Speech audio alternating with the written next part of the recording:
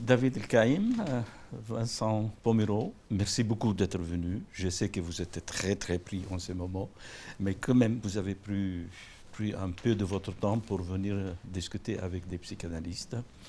Rassurez-vous, on va pas parler, on va pas vous critiquer en tant que psychanalyste pour vous dire votre série est psychanalytique ou pas. Rassurez-vous, pas. On discute avec vous en tant que spectateur. Et en tant que spectateur, je peux vous le dire sans détour que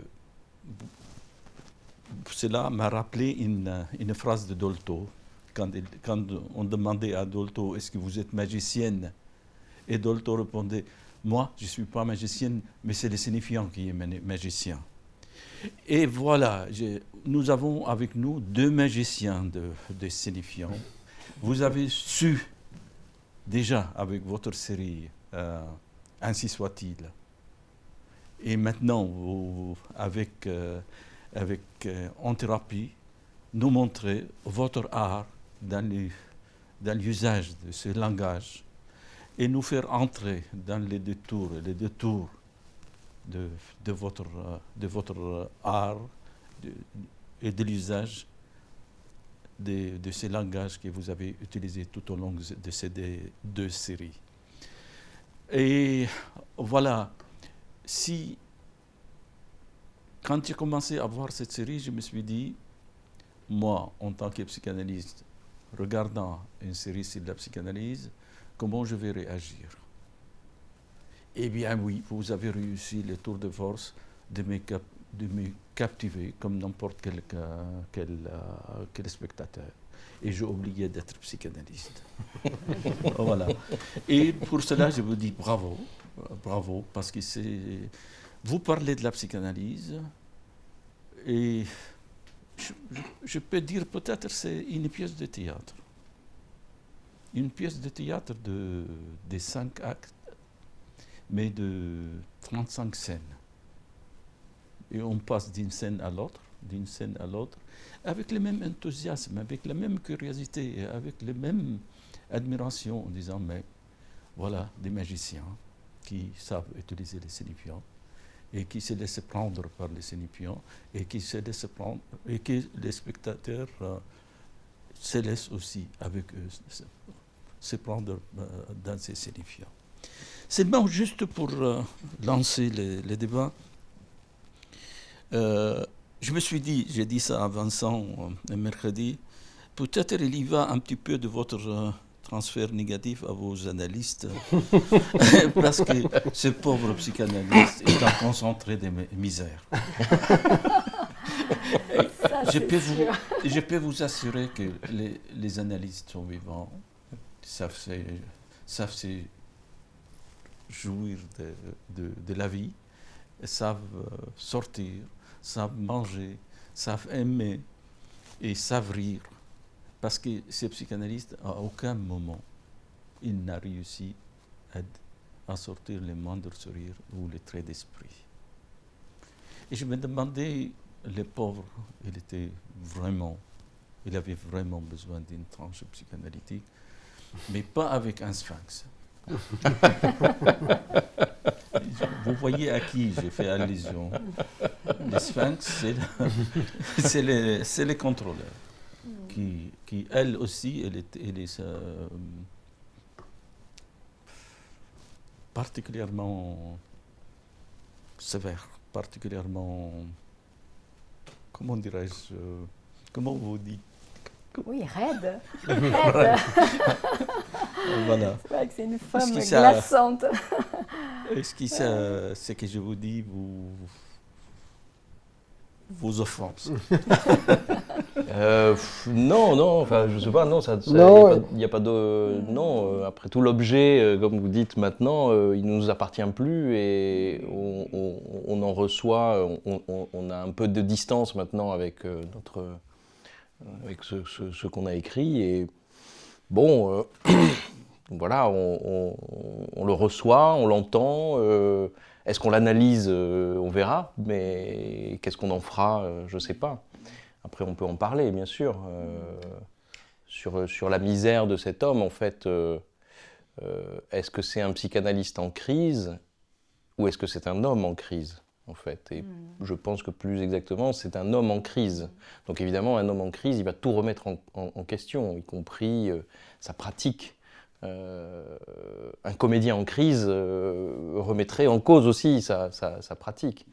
Donc, ou n'importe qui d'ailleurs. Donc c'est un homme en crise, il est en crise à tous les endroits de sa vie, bon, et à un moment très très très particulier. Donc plus qu'un psychanalyste miséreux, on va dire, c'est un homme, alors miséreux je sais pas, parce qu'il retrouve quand même des moments de sourire, notamment avec l'adolescente, à qui il arrive quand même à ouvrir des portes de compréhension.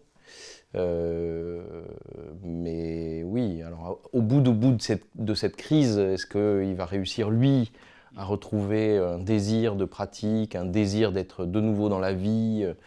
Je pense que les derniers plans sur lui qui marchent en fait dans Paris le disent un peu, disent un peu que, ma foi, il y a une ouverture.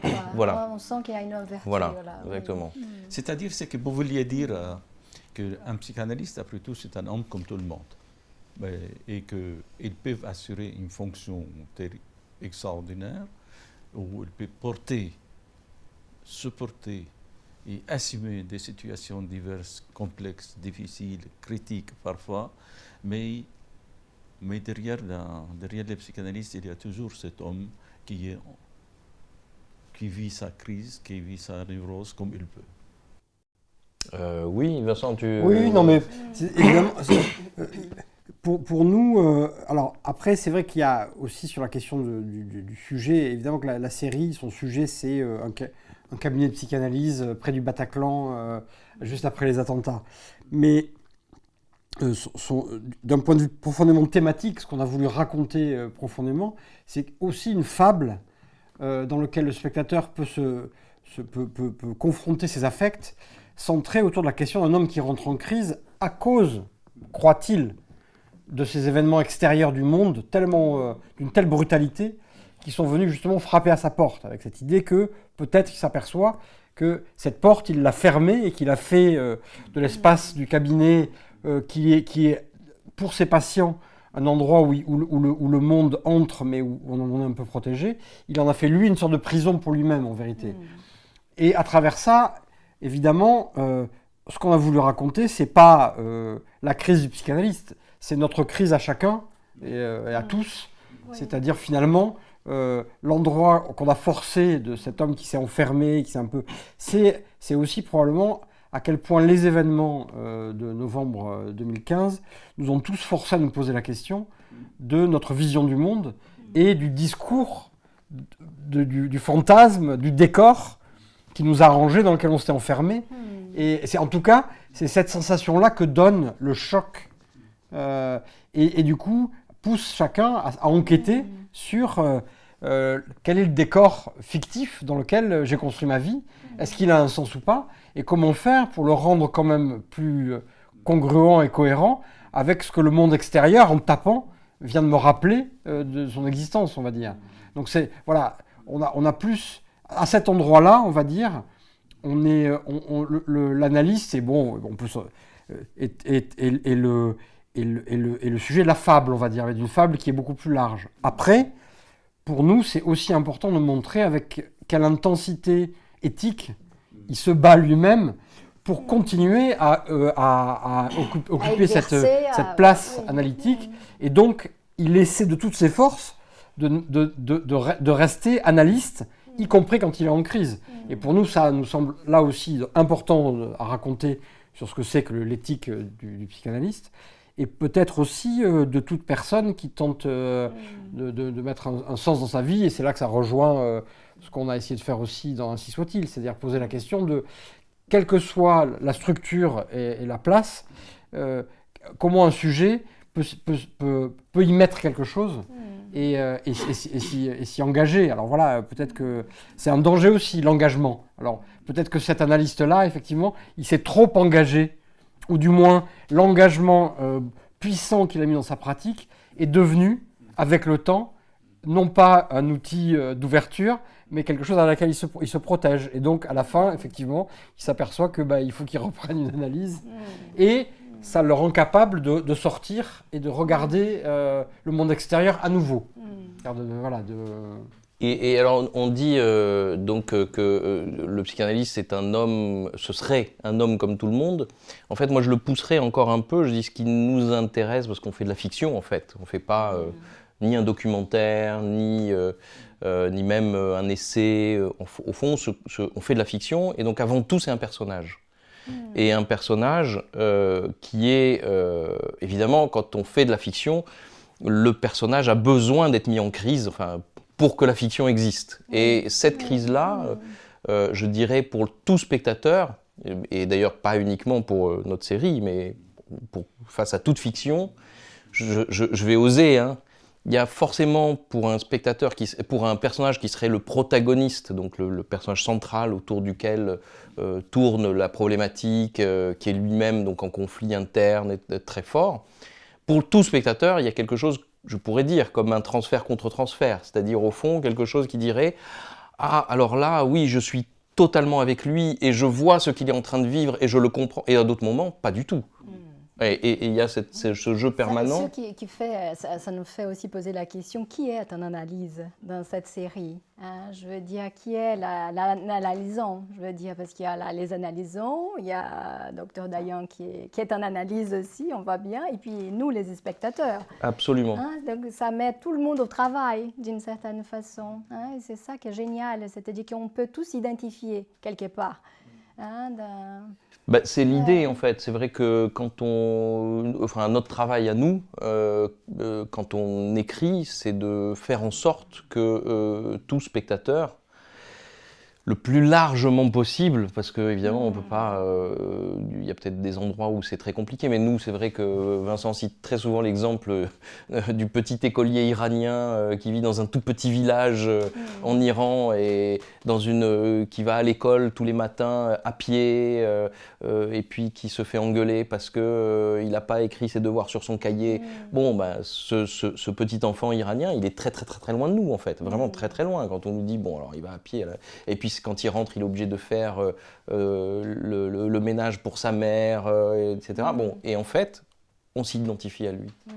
Et donc voilà, notre travail à nous, c'est de rendre possible cette chose-là, de rendre possible... Alors, il y a un autre point là, parce que vous avez parlé de Bataclan, et effectivement, c'est le choix d'un traumatisme commun. Parce que là, effectivement, il n'y a rien de plus fort qu'un trauma. C'est-à-dire qu'effectivement, qui viendrait couvrir, toute individualité, de chacun. Nous sommes tous ensemble, pris dans la même chose. Et c'est vrai qu'il y a une justesse, et là, je crois, de la façon dont vous avez pu, traiter cette question du traumatisme. C'est ce télescopage qu'on voit entre ces traumatismes collectifs, et ce que ça va se déplier, au fur et à mesure, des épisodes, du traumatisme individuel de chacun, singulier de chacun. C'est les drames individuels qui va s'y montrer, qui va s'y dévoiler à partir de ces traumatismes communs. Ça, je trouvais très fort. Effectivement, on n'est pas resté pris dans la question du trauma, on va dire, parce que c'est un trauma qui est au travail, on va dire comme ça. Oui. Alors, c'est quelque chose dont on a beaucoup parlé d'abord avec Ragaï Lévy, le créateur de la série originale, parce qu'il faut être très clair aussi sur le fait d'abord que cette série, c'est une adaptation et qu'on est parti d'un texte, on va dire, c'est un palimpseste, on va dire. On a réécrit par-dessus un texte déjà existant, et en étant fidèle à la proposition et narrative, c'est-à-dire cette idée absolument formidable du créateur de la série originale israélienne, Ragaï Lévy, de faire une série qui est un épisode, une séance, et puis un épisode, un jour, un patient. Oui, c'est génial. Et le 5e jour, évidemment, c'est l'analyste qui va lui-même chez le... Bon, ça vient réellement intégralement de la série originale, comme d'ailleurs pas mal d'éléments qu'on a repris. C'est assez fidèle, me semble-t-il. Il y a ça, et aussi, alors, pour le coup, on en a beaucoup discuté avec Olivier Nakache et Eric Toledano, qui donc sont venus nous chercher, qui ont réalisé la série ensuite, cette question de, effectivement, on part mais c'est ce que disait David aussi sur comment est-ce que finalement, à la fin, on part de l'externe pur, c'est-à-dire de ce qui, pour moi, spectateur, me fait comprendre très clairement que ce personnage-là, même s'il est très très différent de moi, eh ben, il est mis lui-même puissamment en crise par l'événement. Et en creusant ça, on cherche l'endroit où c'est plus générique, c'est spécifique. Et étrangement, c'est là que je suis plus juste en train de me dire « Ah, je comprends ce qui lui arrive ». C'est là où, d'une certaine façon, comme on dit, on fraternise avec lui, au niveau où les affects, par contre, deviennent communs. On va dire. Paradoxalement, plus c'est spécifique pour nous, plus c'est universel en vérité. C'est-à-dire que ça, c'est génial. Le conflit externe, il est générique, il n'est pas universel, il est générique. Le choc, on l'a tous ressenti, mais finalement, à quoi ça nous renvoie tous individuellement? Après, c'est à nous. Mais paradoxalement, c'est pas là que les autres patients deviennent différents de nous. Au contraire, c'est là qu'ils se rapprochent. Parce que plus on se spécifie, plus en termes d'affect, on est universel en vérité. Et plus on se reconnaît le frère ou la sœur de celui qui parle, aussi différent de nous soit-il en termes génériques, c'est-à-dire vraiment en termes d'assignation sociale, de genre, de culture, etc. Et juste, ce qui a été dit, Vincent, me renvoie à la tragédie grecque. Thèbes est frappé par la peste, Paris. Et est-ce que le policier, c'est Oedipe? Est-ce que c'est lui qui devait se sacrifier? C'est-à-dire comment une tragédie comme le collectif qui frappe la population de Thèbes, et puis comment cet homme traumatisé qui échappe à la mort avec son père et sa mère, et qui s'est réfugié à Paris avec sa famille, qui porte encore en lui, effectivement, ces mémoires terribles, les mémoires de cet épisode terrible en Algérie et qu'il rencontre à Paris. Voilà, cet homme qui prend sur lui, effectivement, cette question. Il voulait mourir d'emblée pour sauver Thèbes et pour sauver Alger. Et c'était écrit. Nous, les musulmans, disent c'est écrit. Là, c'est écrit. On les voit aller vers sa mort. Et l'analyste savait qu'il allait faire un passage à l'acte. Nous le savons qu'à ce moment-là, il y a un passage à l'acte. C'est le seul moment où je me suis retrouvé en analyste en disant c'est là où l'analyste aurait dû inventer quelque chose. Aurait dû inventer quelque chose pour empêcher cet homme de faire ce passage à l'acte. Mais c'est ça le tragique grec. Vous avez réussi, en quelque sorte, à réécrire un petit peu l'Oedipe à votre manière. Je vous fais un compliment encore une fois. Et l'autre chose, pour moi, qui mérite vraiment attention, vous avez répondu à votre manière à tous ceux qui critiquent la psychanalyse, qui critiquent Freud, en découvrant que Freud était un homme. Oh, il couchait avec ceci, il faisait cela, tout ça, c'est un salaud, c'est un machin. Le nombre de livres qui ont été écrits sur la vie de Freud pour dénoncer Freud et dénoncer la psychanalyse, c'est lamentable. Parce que ceux qui ont écrit un tel livre étaient dans une identification telle à Freud qu'ils étaient surpris de découvrir que Freud était un homme. Absolument. Et vous, qu'est-ce que vous avez dit dans cette épisode? Ben oui, c'est un homme. Et ce qu'il y a de plus normal. C'est un homme avec sa... Mais est-ce qu'un analyste est un homme? Alors là, je vais un petit peu... Ou une femme. Voilà, je ne vais faire pas de côté. Ça peut être une femme, bien sûr. Une femme, évidemment. Je dis, l'analyse, c'est une fonction. Oui. C'est une fonction. Donc, est-ce qu'une fonction, elle est sexuée? Alors, si vous regardez, alors elle n'est pas forcément sexuée, mais si vous regardez une série extraordinaire qui s'appelle The Crown, qui fait beaucoup parler, vous verrez qu'elle est traitée en saison 1, je crois que c'est en saison 1, on est très très clair ce concept un peu mystique des deux corps du roi. Oui. Ah oui, de manière extraordinaire. Et c'est la tragédie du personnage de la série. Je ne sais pas si c'est la vraie tragédie de la reine d'Angleterre. En tout cas, c'est-à-dire cette question de devoir, quand un être humain, avec sa chair, doit réellement incarner une fonction. Oui. Et ça, effectivement, c'est extrêmement destructeur. C'est-à-dire que l'être humain, quand il doit occuper cette place du symbole, c'est ce que raconte la série, dangereux. Parce que ça ne s'improvise pas. Être analyste, ça ne s'improvise pas. Je veux dire, il faut pouvoir, effectivement, cette abnégation, on va dire, narcissique, je veux dire, sexuée même, d'une certaine façon, pour faire fonction. Hein?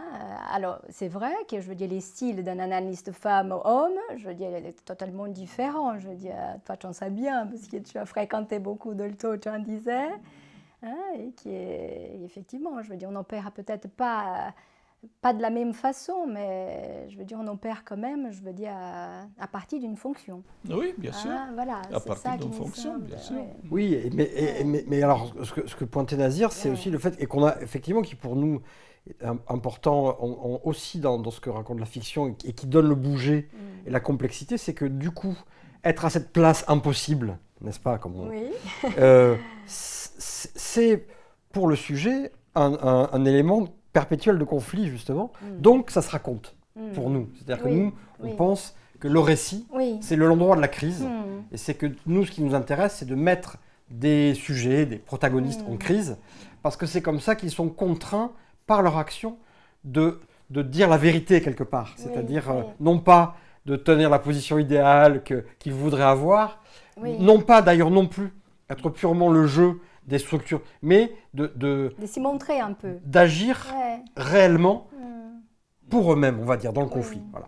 Donc c'est pour ça que nous, on met les personnages en conflit, parce que d'abord ça se raconte, ça rend les personnages actifs, et puis on pense que ça enlève les couches d'imaginaire, etc. Et donc on essaie de creuser nos personnages pour qu'ils se mettent à vraiment agir, et que du coup, nous, là, à cet endroit, on les reconnaisse, nos sœurs ou nos frères, on va dire. Mais c'est drôle parce que là, c'est vrai que c'est une série au monde, c'est génial, hein, je veux dire, ce que vous avez pu faire là, ça restitue quand même, je veux dire, on pourrait dire, voilà, c'est ça une séance d'analyse, hein, c'est très réaliste des fois. Hein. Mais il y a cette particularité-là que tu soulèves, et que c'est les actings du permanent, je veux dire, des séances, que ce soit côté analyste, côté patient. Ça se joue, c'est une tension, je veux dire, un conflit qui est permanent, presque un duel. Hein? C'est face à face. D'ailleurs, il y a très peu de patients allongés, un petit peu Ariane qui s'allonge, mais qui est très indocile, hein? Je veux dire, qui est un patient très difficile.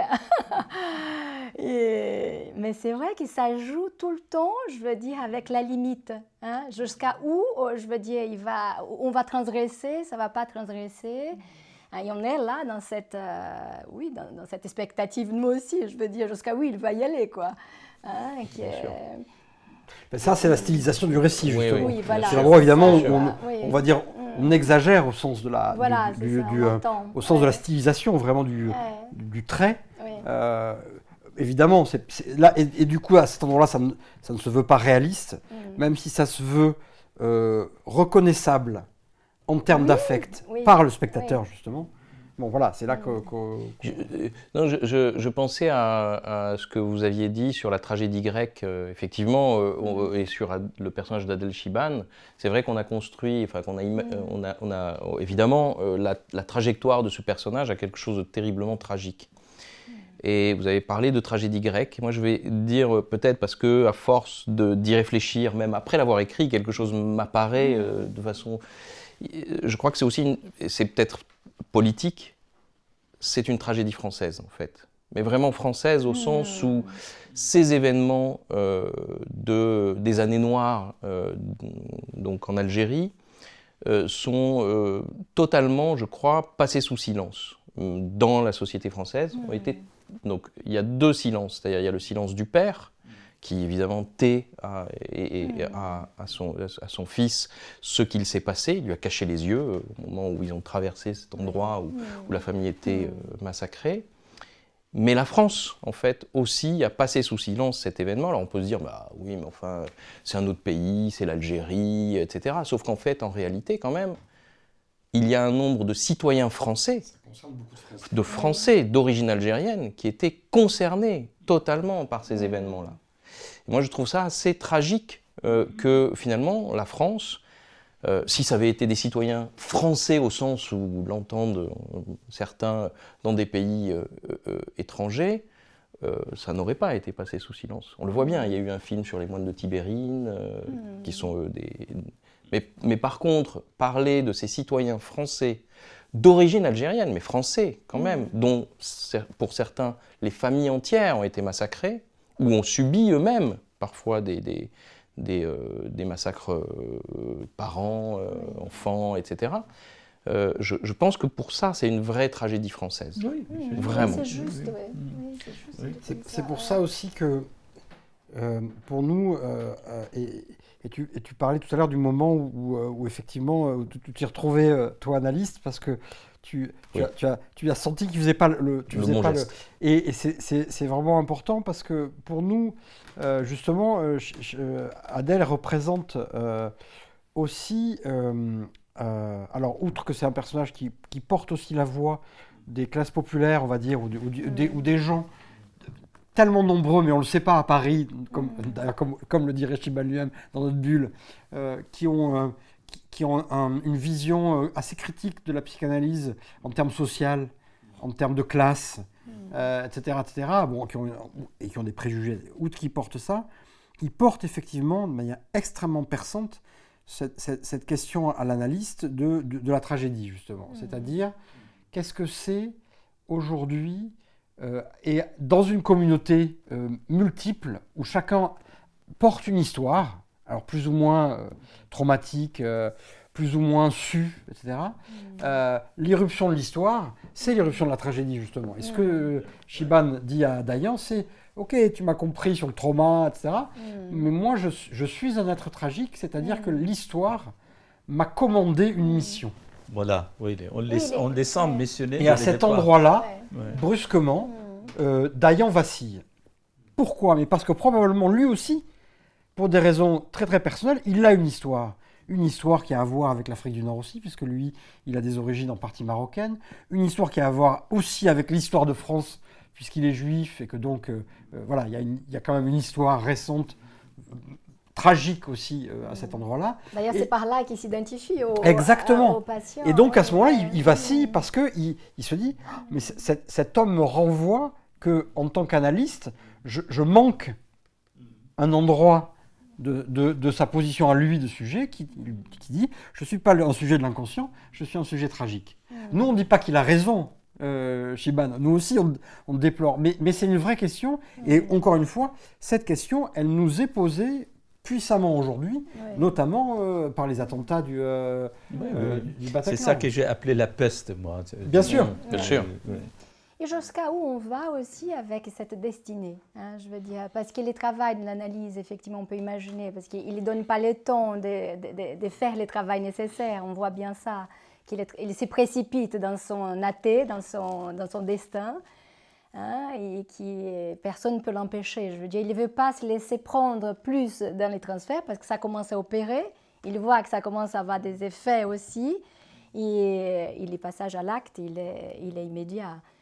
Comme si on peut pas, comme s'il ne pouvait pas se défiler de cet endroit-là. Lacan, il y a cette phrase que je crois que c'est une de mes préférées.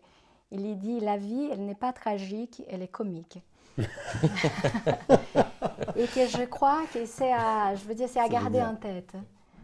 C'est-à-dire, on n'a pas besoin de faire de la vie une tragédie, on le sait. Autant en rire. Il y a une nouvelle aussi formidable de Thomas Bernhard qui s'appelle « Est-ce une tragédie, est-ce une comédie ?» effectivement, qui a à voir avec ça. Effectivement, donc je crois qu'il y a quelque chose, et qu'on voit bien que d'ailleurs l'analyste, il est pris dans cette tragédie aussi. Il ne peut pas se décoller de ça. C'est pour ça qu'il n'est pas drôle, il est grave tout le temps, quoi. Mais d'ailleurs, il y a une partie qui est drôle. C'est pas drôle pour lui, c'est-à-dire c'est quand il décide de passer à l'acte, qu'il va rencontrer donc Ariane, je veux dire pour enfin conclure,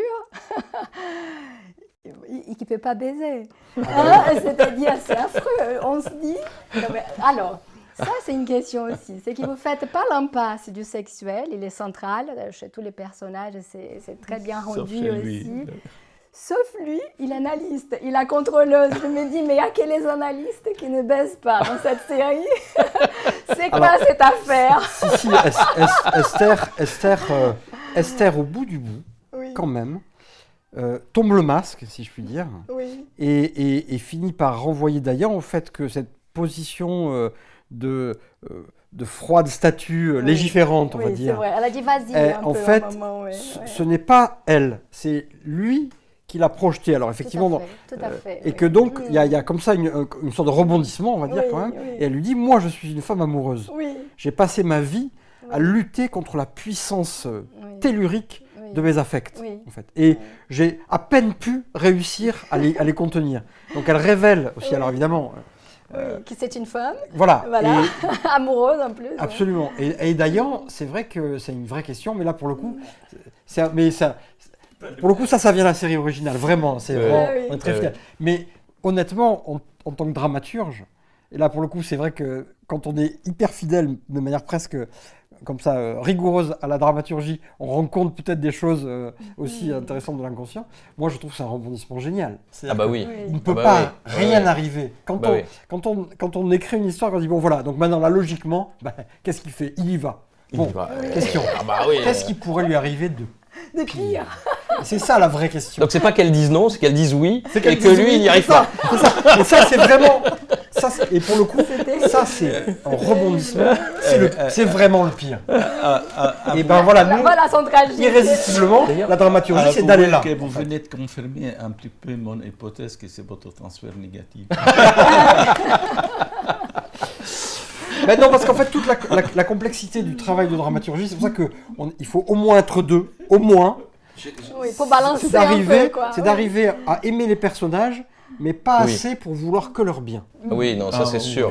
Sinon, l'histoire s'arrête. Oui, on doit aimer les personnages, mais suffisamment, à un endroit suffisamment étrange pour vouloir tout le temps que ça s'arrange pas. Sinon, l'histoire s'arrête. D'ailleurs, dans mon souvenir, il y a des différences entre la série israélienne et l'adaptation américaine à cet endroit-là, non? Où c'est la même chose, mais c'est raconté un peu différemment. C'est raconté un peu différemment, mais c'est pas énorme. Ouais, je me souviens plus des petites différences. Peut-être plus prude dans la version américaine, ou je sais pas. Ouais, là, je sais plus. Oui, non, bien sûr. Non, mais il y a deux scènes qui allaient ensemble et qui je trouvais vraiment très très fortes. Quand elle prend la petite adolescente dans ses bras.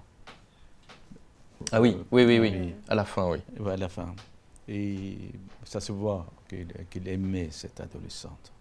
Il l'aimait en tant que d'un amour fort. D'ailleurs, comme une fille, d'ailleurs. Oui. Et il y avait une autre scène avec une autre adolescente où là, elle n'a rien fait, sa fille. Vous voyez, c'est des moments extraordinaires. Comment vous avez fait, apparemment, selon les proverbes, les cordonniers oublient de chausser ses enfants. Oui, ils sont les plus mal chaussés. On dit ça. Et là, vraiment, quand on les voit prendre sa patiente, qui est mignonne, on aime tous avoir une patiente comme ça. Elle est mignonne, intelligente, vive, qui sait. Et puis que sa fille, la pauvre, qui est dans un malaise terrible, qui vient voir son père pour discuter avec lui, et lui n'a pas le temps pour sa fille. Alors, qu'est-ce que ça veut dire? Dites-nous, Nadir. Et voilà, est-ce que la psychanalyse à ce moment-là, pour lui, c'est pas une fuite? Il a réussi à fuir sa famille, il a réussi à fuir sa femme, il a réussi à fuir... Et là, on se demande qu'est-ce qui commence à faire un psychanalyste en être doux. aussi dévouant à ses patients à ces points-là. Oui, on voit cet aspect symptomatique chez lui. Hein, je veux dire qu'il fait ça un symptôme. Je veux dire, il va répéter. Voilà. Ouais. Enfin, ça se passe dans l'autre sens. Hein. C'est important, je pense que ça se passe dans l'autre sens. C'est d'abord, il n'arrive pas à prendre du temps avec sa fille. Oui, et ensuite, oui, donc quelque part... Comme il compense quelque chose. Oui, et ça, quand même, au fond, au bout du bout, ce personnage, il a des affects. C'est ça que oui, il a des affects. Oui. Il n'est pas... Mais il ne sait pas les donner aussi à... Alors, malgré toutes ces transgressions, toutes ces faiblesses, je veux dire, cette tragédie, gravité, c'est vrai qu'on voit aussi tout au long que c'est une analyse qui est opérante. Hein, je veux dire, pour chaque patient là, qui est en analyse, en cure, différemment, même si les issues ne sont pas toujours heureuses, on va dire comme ça. Mais je veux dire, ils sont tous en mouvement. Je veux dire, personne n'est en train de patiner là. Je veux dire, ça met chacun à son endroit. Je veux dire, c'est-à-dire qu'il y a quelque chose que chacun va réaliser finalement, ce qu'il y en est de son mythe, quoi. Je veux dire individuel. Hein, et ça, c'est vrai qu'on voit bien. Je veux dire que c'est malgré voilà, qui est cette Après, évidemment, encore une fois, il y a une dimension de stylisation qui est que on fait rentrer en cette séance des courbes et effectivement des chemins vers la compréhension de signifiants extrêmement... bon, ce qui parfois prend des temps très très divers dans l'analyse, donc ça c'est aussi pour que... Non mais sur la question de en quoi, évidemment il se bat pour rester, donc c'est ça, c'est son drame, et évidemment c'est important pour nous que même si chacun des patients lui renvoie quelque chose qui a à voir avec sa propre lutte intérieure, de couple, de père, d'homme qui désire brusquement, effectivement, une autre femme. Voilà. En fait, c'est important pour nous de montrer qu'il se bagarre aussi pour rester vraiment un analyste. Oui. Et donc, effectivement, que sur le fil, comme ça, nous, en ironie dramatique, nous, spectateurs, qui savons tout, parce que c'est ça qui est important. Oui. Parce qu'au bout d'un moment, on sait tout. On sait la puissance des affects qui le traversent, et donc on comprend la lutte aussi, qui est chaque séance, donc pour rester une séance adressée, ou en tout cas où la parole de l'analysant est réellement écoutée, on va dire comme ça. Voilà. Donc ça, c'est important. Mais c'est vrai qu'il n'en demeure pas moins qu'on raconte aussi l'histoire d'un homme qui a fait de la chose pour laquelle probablement il est très très bien articulé à faire, c'est-à-dire analyser, une forme de mur pour se protéger du monde. Oui, voilà, mais ça, encore une fois, pour nous, c'est pas qu'une histoire de psychanalyste, c'est une histoire d'individu, c'est-à-dire qu'encore une fois, c'est pareil. Et là, moi, ça fait partie des questions que des crises majeures extérieures nous amènent à nous poser à chacun, c'est-à-dire en quoi ce qu'on a fait de bien dans notre vie, ce qu'on a trouvé au cœur de notre vie, qu'on fait bien, qui nous gratifie et qui aussi propose des choses au monde, en quoi ça nous ouvre, et puis au bout d'un moment, ça peut se réinstaller comme étant aussi quelque chose qui nous referme, on va dire. Et de cet endroit-là, qui nous va bien, qui est créatif, avec le temps, si on ne le secoue pas tout le temps, ou si quelque chose d'extérieur ne vient pas le secouer, on peut aussi, même de ça, faire une prison. En fait. Et là-dessus, vous avez bien réussi à présenter les choses, à les mettre en scène, à l'exprimer, à les mettre en scène. Je trouve que vous avez fait ça avec beaucoup de brio. Et d'ailleurs, pour poursuivre, l'enfermement la carapace que constitue le cabinet, que c'est monté comme ça ce personnage, c'est vrai que on a tous ces exemples-là, de dire tiens, cet homme ou cette femme qui s'enferme dans son travail, qui travaille plus qu'on le lui demande, évidemment c'est aussi une fuite du foyer. Là c'est maximisé, parce que le cabinet se trouve À la maison. à la maison. À la maison. Donc forcément, ça se voit 10 fois plus. Mais des gens qui nous disent, bon, au fond, ça se voit pas tant que ça. Quand quelqu'un travaille, prend le métro, etc., il va travailler et puis fait plus d'heures qu'on ne le lui demande. Ça se voit moins, en fait. Par contre, là, ça se voit, très clairement. Ça se voit. C'est évident. Ah ben, où est ton père? Il est là, à côté. Ah, oui. Et apparemment, il dort sur son divan. En plus. En plus. Donc oui, bien sûr.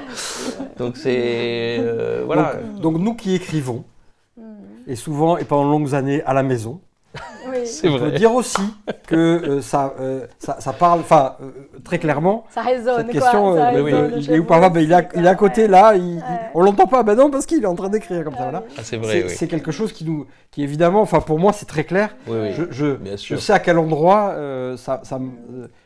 on y met ça pour parler aussi de nous, c'est-à-dire de même ce qu'on aime le mieux, écrire, ce qui nous relie au monde aussi, parce que voilà, par l'écriture, c'est là qu'on a la curiosité d'aller s'intéresser à plein de choses, etc. Ça peut être aussi quelque chose qui nous coupe de juste à côté, c'est-à-dire de ses affects. Voilà. Et c'est pour ça que la façon qu'il a de réagir avec sa fille ou avec sa femme, où on voit, nous qui, normalement, en tant que spectateurs, voyons tout, à quel point il est de mauvaise foi, à quel point, brusquement, il se ferme, comme ça, etc. On voit, voilà, c'est cette idée de comment, finalement, à un moment donné, ce qui est tout près, là, l'affect de juste, du plus proche, en fait, on s'en est coupé parce que c'est le plus dur en vérité. Oui. Vivre une vie de femme ou d'homme, au sens de, voilà, de compagnon, de père, voilà. Peut-être ça c'est le plus dur en fait, en vérité. Oui. Il y a 15 jours, mon petit-fils était chez nous et il sait qu'il ne faut pas qu'il me dérange, je ne peux pas ouvrir ma porte. Il y avait une patiente qui entendait, et puis il est allé la voir et lui dit vous aussi vous venez parler à mon papy? Et la dame lui dit oui. Il dit alors vous pouvez me parler.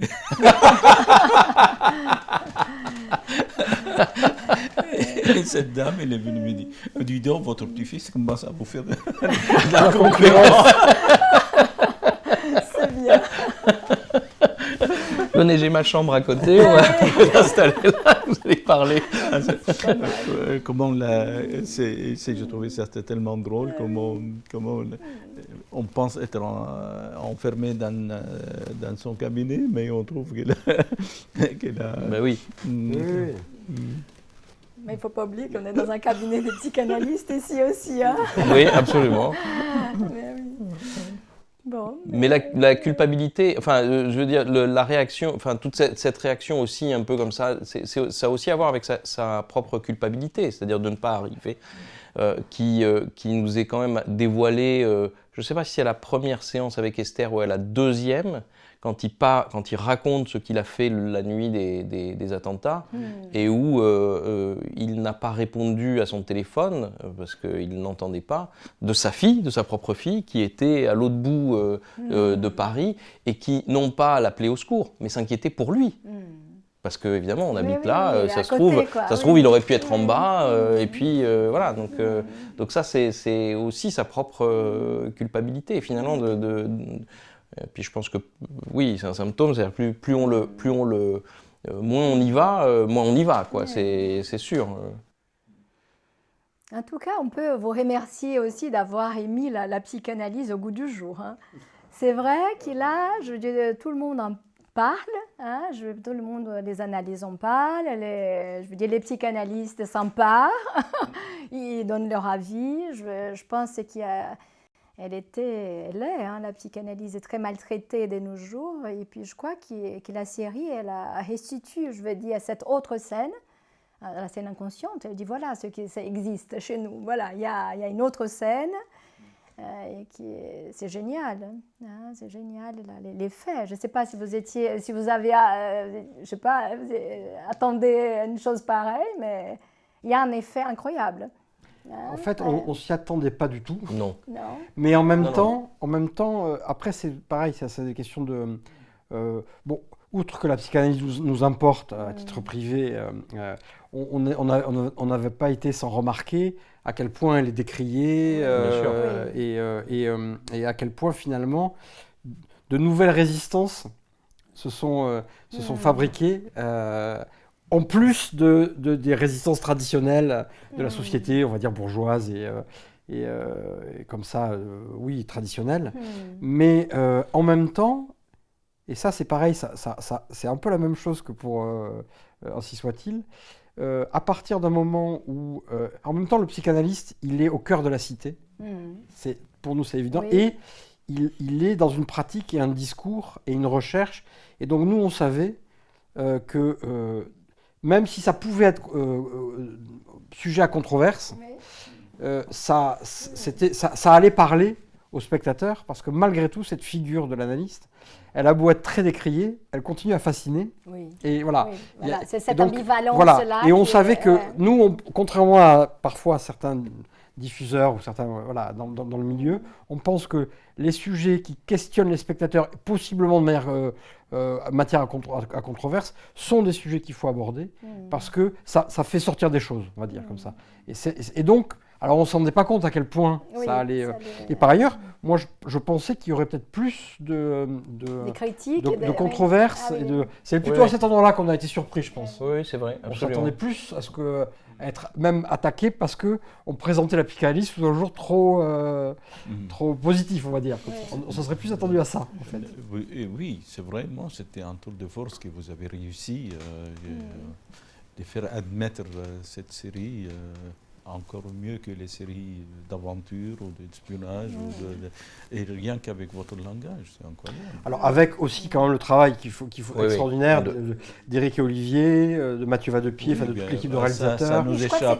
Les comédiens. Le casting formidable, les comédiens. Était excellent. C'est une création collective et des co-scénaristes aussi. Il faut citer Nassim Métard, Pauline Guéna, Alexandre Manville, les trois juniors, comme on dit chez nous, qui ont travaillé avec nous à écrire les personnages, chacun ayant pris un personnage un peu en particulier. Donc c'est un travail collectif et chacun dans ce collectif on va dire, a apporté sa pierre à ce qui, oui, pour nous quand même, enfin quelque chose dont on est fiers, en tout cas tous ensemble. Vous pouvez, et dont on se sent aussi énormément gratifié par la réception, évidemment. Alors, il y a peut-être une petite dernière question là, parce que je me disais à la fin de la série, je me disais, tiens, c'est une série au nom du Père. Hein? C'est une série hétéro-normée, parce qu'on n'en voit pas. Je me disais, mais c'est vrai que ce n'est pas dans l'air du temps, dans ce qui marche aujourd'hui, parce qu'on a là, aujourd'hui, la tendance de mettre, effectivement, de faire la place à tout le monde, je veux dire, toutes ces revendications identitaires qu'on entend de nos jours. Et là, il y a un parti pris aussi, je veux dire, parce qu'elle reste très... au nom du Père, encore une fois, et puis il y a des couples, je veux dire, hétérosexuels. Donc je me disais, est-ce qu'il n'y avait pas un risque justement de cet insupportable actuel, du politiquement correct? Vous voyez, c'est-à-dire comme si vous n'avez pas voulu, je ne sais pas comment ça s'est passé non plus, jouer cette carte-là aujourd'hui. C'est toujours très délicat, c'est-à-dire que s'il s'agit de justement jouer cette carte-là parce qu'il faut la jouer, ça n'a pas de sens ou de résonance. C'est-à-dire que, évidemment, oui, on aurait pu avoir un patient qui s'est... Trans, gay, tout à fait, tout à fait. Non-binaire, comme on entend aujourd'hui. Après, la question, c'est comme notre protagoniste, c'est le psychanalyste. L'idée était, et d'ailleurs c'est un peu le programme de la série originale aussi, c'est qu'au fond chaque patient renvoie le personnage de Dayan à un endroit de crise. Donc après il aurait en quoi la différence. Alors on a Shiban qui joue la carte. Plus populaire, qui renvoie Dayan à des origines voilà. Donc en quoi, c'est vrai que c'est une question toujours qu'on se pose et qu'on nous pose en fait régulièrement quand on écrit d'ailleurs. La question c'est de savoir, il ne s'agit pas juste d'en faire une vitrine, voilà, c'est ça un peu la difficulté. Après, David a raison au sens où on part de là et on voit on part de là, c'est-à-dire du centre qui est Dayan dans toute sa complexité et on voit ce qu'on attrape avec ça. Et quand même, je dois dire que d'abord, la question de la diversité et des rapports de classe et de culture n'est pas du tout absente de la série. Alors, ça, et au travers de la complexité des origines culturelles, sociales, géographiques. Genre, aussi, il y a quand même 2 ou 3 moments où Dayan s'autorise à dire des choses, notamment à récupérer Sabina Spielrein pour justifier les règles et donc là où Esther lui dit non mais là, en tant que femme, je te le dis, tu vas pas récupérer cette histoire-là juste parce que tu as envie de coucher avec. Donc, et un autre moment où il accuse aussi sa compagne et son analyste d'être contre lui parce qu'il est un homme et parce qu'elles ne sont pas juives comme lui et où elles lui disent non mais tu déconnes un peu là quand même. Donc il y a aussi et dernière chose, on nous a quand même dit à un moment donné mais vous trouvez ça un peu beaucoup de mettre que sur qu'il y a quand même 2 patientes de Dayan qui parlent d'abus sexuels dans leur jeune âge, à l'adolescence, etc. Et on a dit, on ne pense pas que ce soit maximiser le phénomène, il est réel.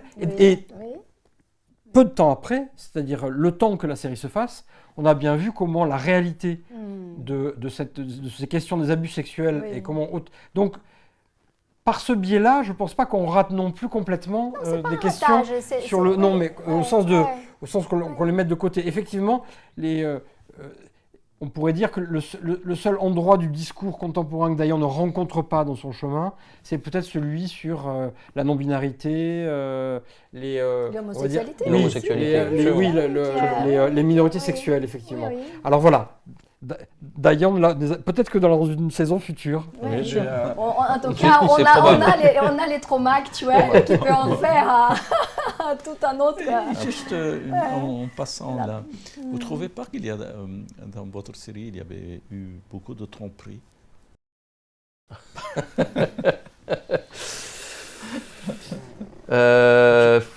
Je sais pas. Je sais pas. Je sais pas non plus.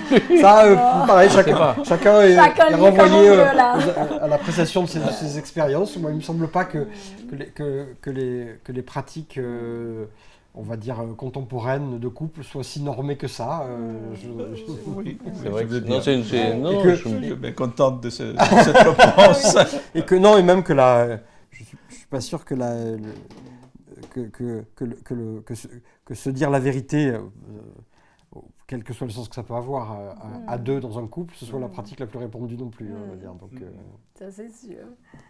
Bon, peut-être qu'on pourrait rester là. En tout cas, merci beaucoup. Merci. Vraiment, merci. On a passé un moment extraordinaire.